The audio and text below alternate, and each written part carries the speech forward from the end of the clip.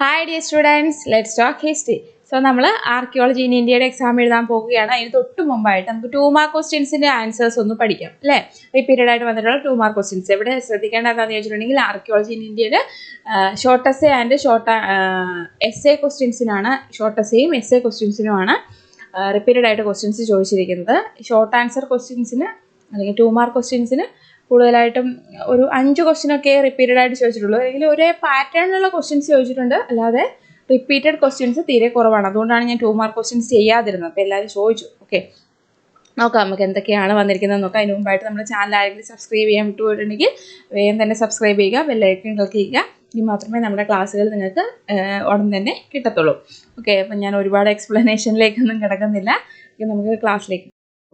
Repeated questions 2 mark ക്വസ്റ്റ്യൻസിൽ repeated ആയിട്ട് വന്നിട്ടുള്ള questions എന്ന് പറഞ്ഞിട്ടുണ്ടെങ്കിൽ പോസ്റ്റ് പ്രൊസഷ്യൽ ആർക്കിയോളജി എന്താണ് എന്ന് ചോദിച്ചിട്ടുണ്ട്. പോസ്റ്റ് പ്രൊസഷ്യൽ ആർക്കിയോളജി നമുക്കറിയാം.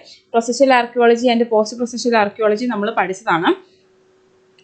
Post processual archaeology, sometimes called interpretative archaeology, is a movement in archaeological theory that emerged in the 1980s as a reaction to processual archaeology, emphasizing the subjective nature of archaeological interpretations and focusing on meaning, history, politics and practices. എന്താണ് post പ്രൊസഷ്യൽ archaeology എന്താ പറയുന്നത് നമ്മൾ ക്ലാസ്സിൽ പഠിച്ചതാണ് അല്ലേ? പ്രൊസഷ്യൽ ആർക്കിയോളജിക്ക് എതിരായിട്ട് അല്ലെങ്കിൽ അതിനൊരു റിയാക്ഷൻ ആയിട്ട് വന്നതാണ് എന്താ പോസ്റ്റ് പ്രൊസഷ്യൽ ആർക്കിയോളജി എന്ന് പറയുന്നത്. ഇതെന്താണ് സബ്ജക്റ്റീവ് നേച്ചറിനെയാണ് ഇവിടെ പറയുന്നത്. അതായത് ആർക്കിയോളജിക്കൽ എവിഡൻസുകൾ എന്താണോ തന്നിരിക്കുന്നത് അതിൻ്റെ നേച്ചർ എന്താണോ അതിനെ ബേസ് ചെയ്ത് പഠിക്കുക. അല്ലെങ്കിൽ ഒരു പ്രത്യേക തിയറിയോ അല്ലെങ്കിൽ പ്രത്യേക പ്രിൻസിപ്പിൾസിനെ ഒന്നും ബേസ് ചെയ്ത് പഠിക്കാതെ എന്ത് ആർട്ടിഫാക്ട്സ് ആണോ നമുക്ക് കിട്ടിയിട്ടുള്ളത് ആ ആർട്ടിഫാക്ട്സിനെ ബേസ് ചെയ്തിട്ട് അതിനെ എന്തൊക്കെയാണോ അടങ്ങിയിരിക്കുന്നത് എന്നുള്ളത് അതിനെ ബേസ് ചെയ്ത് പഠിക്കുന്ന കാര്യങ്ങളാണ്.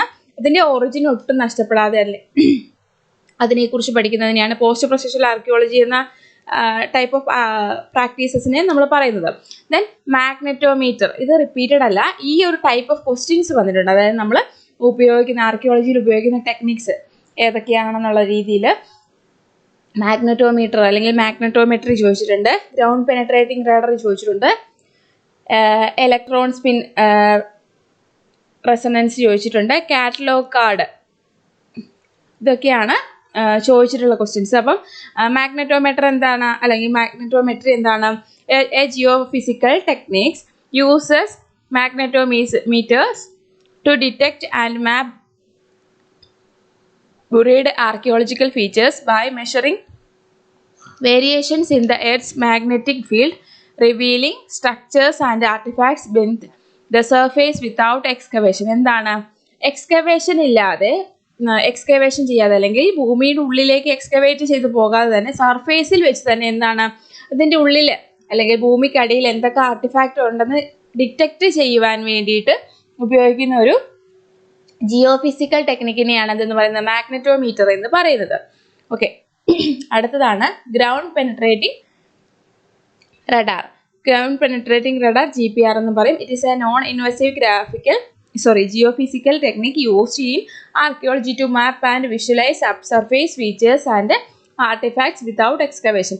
മാഗ്നറ്റോമീറ്ററും ഗ്രൗണ്ട് പെനട്രേറ്റിംഗ് റഡാറും ഒക്കെ സെയിം യൂസിന് വേണ്ടിയിട്ടാണ് ഉപയോഗിക്കുന്നത്. എന്താണ് എക്സ്കവേഷൻ ചെയ്യാതെ ഭൂമിയുടെ ഉള്ളിൽ സർഫേസ് ഫീച്ചേഴ്സ്, സർഫേസ് എന്താണ് സബ് സർഫേസ് എന്താണെന്നൊക്കെ നമ്മൾ പഠിച്ചതാണ്.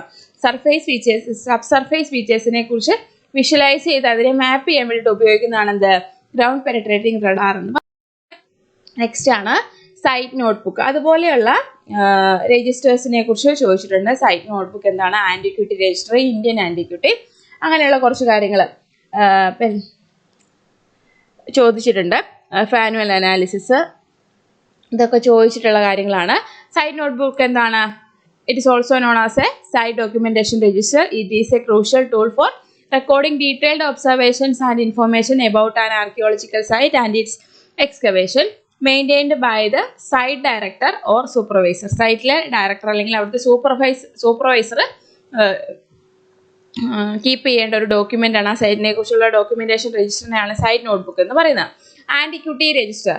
Antiquity register refers to a record keeping system often mandated by law where individuals or institutions owning, controlling or possessing antiquities. എന്താണ് ആൻറ്റിക്വിറ്റി രജിസ്റ്റർ എന്ന് പറയുന്നത്? എന്താണ്, ഒരു ഇൻഡിവിജ്വലോ അല്ലെങ്കിൽ ഇൻസ്റ്റിറ്റ്യൂഷനോ ഓൺ ചെയ്തിരിക്കേണ്ട അല്ലെങ്കിൽ മാൻഡേറ്റഡ് ലോയെ അടിസ്ഥാനത്തിൽ അവർ സൂക്ഷിച്ചിരിക്കേണ്ട ഒരു രജിസ്റ്ററാണ്. അതായത് അവർ എന്തൊക്കെ ആൻറ്റിക്വിറ്റീസ് അവർ ഓൺ ചെയ്യുന്നുണ്ട്, അവരെന്തൊക്കെ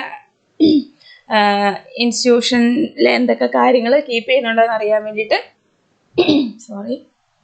അത് സൂക്ഷിക്കുന്നതാണ് ആൻറ്റിക്വിറ്റി രജിസ്റ്റർ എന്ന് പറയുന്നത്. Objects of historical or artistic value typically over 100 years old. 100 വർഷത്തിൽ കൂടുതൽ പ്രായം അല്ലെങ്കിൽ 100 വർഷം ഒക്കെ പ്രായമുള്ള അല്ലെങ്കിൽ അത്രയും കാലപ്പഴക്കമുള്ള ഹിസ്റ്റോറിക്കലായിട്ടോ അല്ലെങ്കിൽ ആർട്ടിസ്റ്റിക് ആയിട്ടുള്ള വാല്യൂ ഉള്ള ഒബ്ജക്റ്റുകൾ സൂക്ഷിക്കുന്നതിന് അവർ രജിസ്റ്റർ ചെയ്യേണ്ട ഈ അതോറിറ്റിയിൽ എന്താണ് റെലവൻ്റ് ആയിട്ടുള്ള അതോറിറ്റിയിൽ, ഇപ്പോൾ ഹിസ്റ്റോറിക്കൽ ആണ് എങ്കിൽ ആർക്കിയോളജിക്കൽ ഡിപ്പാർട്ട്മെൻറ്റിൽ രജിസ്റ്റർ ചെയ്തിരിക്കണം. ഇത് രജിസ്റ്റർ ചെയ്തിട്ടുള്ള ആ ഒരു രജിസ്റ്ററിനെയാണ് എന്തെന്ന് പറയുന്നത്, ആൻറ്റിക്വിറ്റി രജിസ്റ്റർ എന്ന് പറയുന്നത്. ആൻറ്റിക്കുകളെ കുറിച്ച് രജിസ്റ്റർ ചെയ്യുന്നതിന്. Okay, then Indian antiquity.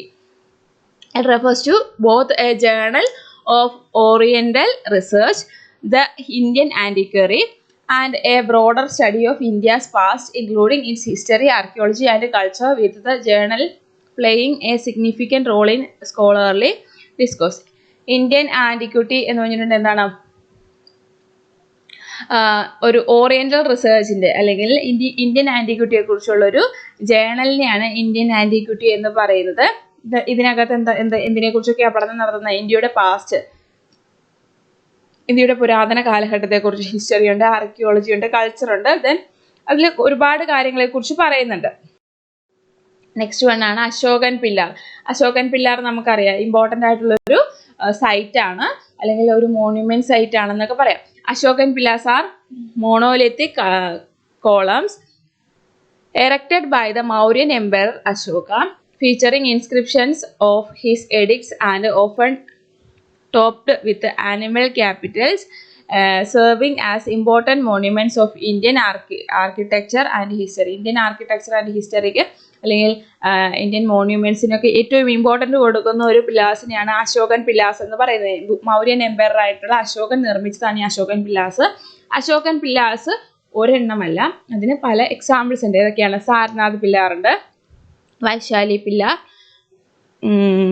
Allahabad pillar, Delhi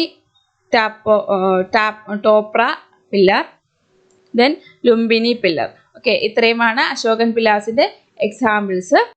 then preliminaries of publications. ഈ പ്രിലിമിനറീസ് ഓഫ് പബ്ലിക്കേഷൻസ് റിപ്പീറ്റഡ് ആയിട്ട് ചോദിച്ചിട്ടുണ്ട്. മാഗ്നറ്റോമെട്രി റിപ്പീറ്റഡ് ആയിട്ട് ചോദിച്ചിട്ടുണ്ട്, 2 വർഷം കേട്ടോ, ഒരുപാടൊന്നുമില്ല. അശോകൻ പില്ലറും ചോദിച്ചിട്ടുണ്ട്. ദെൻ ഫത്തേപൂർ സിക്രി, നമുക്കറിയാം ഫത്തേപൂർ സിക്രി മറ്റൊരു മോണ്യുമെന്റുകളൊക്കെ കിട്ടുന്ന ഒരു സൈറ്റാണ് ഫത്തേപൂർ സിക്രി. ഇപ്പോൾ പ്രിലിമിനറീസ് ഓഫ് പബ്ലിക്കേഷൻ എന്താണ്? Before publishing archaeological findings meticulous preparations is crucial, involving through site documentation, artefact analysis and the creation of a comprehensive report that accurately reflects the research and its interpretations. എന്താണ്? Archaeological findings publish ചെയ്യുന്നതിന് തൊട്ട് മുമ്പായിട്ട് prepare ചെയ്യുന്ന റിപ്പോർട്ടിനെയാണ് എന്തെന്ന് പറയുന്നത്? Preliminaries of publication എന്ന് പറഞ്ഞാൽ. അതായത് പബ്ലിഷ് ചെയ്യുന്നതിന് തൊട്ട് മുമ്പ് നമ്മൾ പ്രിപ്പയർ ചെയ്യുന്ന പ്രിലിമിനറീസ്. അതിനകത്ത് എന്തെല്ലാം ഉണ്ട്? അതിൻ്റെ ഡോക്യുമെന്റേഷൻ ഫുള്ളുണ്ട്, ആർട്ടിഫാക്ട് അനാലിസിസ്, ദെൻ അതിനെക്കുറിച്ച് അവിടെ നിന്ന് കിട്ടിയ റിസർച്ച് എവിഡൻസുകളെ കുറിച്ചുള്ളൊരു ഡീറ്റെയിൽഡ് ഇൻ്റർപ്രിട്ടേഷൻസ് അതിനകത്ത് കൊടുക്കും. Then archaeological stratigraphy. Archaeological stratigraphy, the study of soil and rock layers helps determine the relative ages of different components of a site based on the principles that older layers are found below younger ones. എന്താണ് archaeological stratigraphy എന്ന് പറഞ്ഞിട്ടുണ്ടെങ്കിൽ എന്താണ്? സോയിലിനെ കുറിച്ചും rock ലെയേഴ്സിനെ കുറിച്ചുമുള്ള പഠനമാണ് എന്ന് പറയുന്നത്. എന്താണ് അവിടെ പറയുന്നത്? എന്താണ് ഇതിനകത്ത് പ്രിൻസിപ്പിൾസ് പറയുന്നത്? ഓൾഡർ ലെയേഴ്സ് അല്ലെങ്കിൽ പഴക്കം കൂടിയ ലെയേഴ്സ് ആണ് ഈ യങ്ങർ ലെയേഴ്സിന്റെ അടിയിൽ കാണപ്പെടുന്നതെന്നൊക്കെ നമ്മൾ പഠിച്ചിട്ടുണ്ട്. സൂപ്പർ പൊസിഷൻ ഒക്കെ നമ്മൾ പഠിച്ചതാണ് അല്ലേ. Then Gandhara architecture. Gandhara architecture a distinctive style of Buddhist art and architecture flourished in the Gandhara region, present day north west Pakistan and part of north east Afghanistan. Gandhara architecture എന്ന് പറഞ്ഞിട്ടുണ്ട് എന്താണ്? ബുദ്ധിസ്റ്റ് ആർട്ട് ആൻഡ് ആർക്കിടെക്ചറിന്റെ ഒരു വലിയ സംഭാവന എഴുതി ഗാന്ധാര ആർക്കിടെക്ചർ എന്ന് പറയുന്നത്. ഗാന്ധാര റീജിയനിലാണ് ഇത് ഫ്ലറിഷ് ചെയ്തിട്ടുണ്ടായിരുന്നത്. ദെൻ ഇത് ഇപ്പോൾ ഗാന്ധാര റീജിയൻ എന്ന് പറയുന്നത് ഇപ്പോൾ എവിടെയാണ്? പാകിസ്ഥാന്റെ നോർത്ത് വെസ്റ്റ് സൈഡ് ആൻഡ് അഫ്ഗാനിസ്ഥാന്റെ നോർത്ത് ഈസ്റ്റ് സൈഡിലായിട്ടാണ് ഗാന്ധാര റീജിയൻ ഇപ്പോൾ ഉള്ളത്. During the Kushan period 1st to 5th centuries, blending Greco-Roman and Indian artistic traditions. Kushan പീരിയഡിൽ 1st to 5th century അല്ലെ 1 തൊട്ട് 5 നൂറ്റാണ്ട് വരെയുള്ള കാലഘട്ടത്തിൽ Greco Roman and Indian artistic ട്രഡീഷനുമായിട്ട് ബ്ലെൻഡ് ചെയ്തിട്ടുള്ളതാണ് എന്തെന്ന് പറയുന്നത് ഈ ഗാന്ധാര ആർക്കിടെക്ചർ എന്ന്. പിന്നീട് ചോദിച്ചിട്ടുള്ള മറ്റു ക്വസ്റ്റ്യൻസ് ആണ് ഞാനിവിടെ പറഞ്ഞിരിക്കുന്നത്. ഇത് റിപ്പീറ്റഡ് ആയിട്ട് വന്നിട്ടുള്ളത് ഈ ഒരു ടൈപ്പ് ഓഫ് ക്വസ്റ്റ്യൻസ് ആണ് ചോദിക്കാറുള്ളത്. അലക്സാണ്ടർ കണ്ണിങ്ങം ചോദിച്ചിട്ടുണ്ട്, സർ ചാൾസ് ലൈൽ ചോദിച്ചിട്ടുണ്ട്, ദയാറാം സാഹ്നി ഇവരെയൊക്കെ ചോദിച്ചിട്ടുണ്ട്. Ellora, Fatehpur Sikri, Taj Mahal, Brihadeeswara temple, 3H system, rescue and salvage archaeology, Asiatic society of Bengal, Roman trade, ഇത്രയും കാര്യങ്ങളൊക്കെ 2 മാർക്ക് ക്വസ്റ്റ്യൻസിന് ചോദിച്ചിട്ടുള്ളവയാണ്. റിപ്പീറ്റഡ് അല്ല, ചോദിച്ചിട്ടുള്ളവയാണ്. ഇനി ഇതിൽ നിന്ന് റിപ്പീറ്റഡ് ആയിട്ട് ചോദിച്ചിട്ടില്ല എന്ന് എക്സാം കഴിയുമ്പോൾ വന്ന് പറയരുത്. കാരണം ഇത് റിപ്പീറ്റഡ് ആയിട്ട് ഓവർ വന്നിട്ടില്ല. ഓക്കെ, അപ്പം നിങ്ങൾ എല്ലാ ഏരിയയും ഒന്ന് കവർ ചെയ്ത് പോകാം. Okay, thank you.